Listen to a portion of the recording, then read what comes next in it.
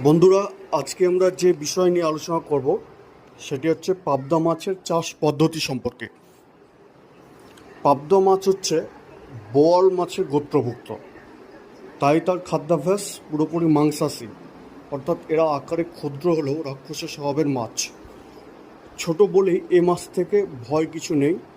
ধানিপোনা না থাকলে বড় মাছ চাষের ক্ষেত্রে পাবদা কোনো ক্ষতি করতে পারে না।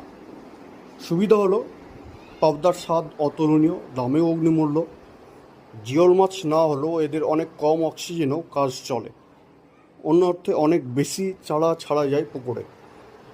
তবে চাষ করতে হয় খুব ছোট ছোট জলাশয়ে, 10 কাঠা থেকে সর্বোচ্চ 1 বিঘা মাপে জলাশয়। শুধুমাত্র পাবদার একক চাষ বা রুই কাতলার সঙ্গে পাবদার মিশ্র চাষও চলে।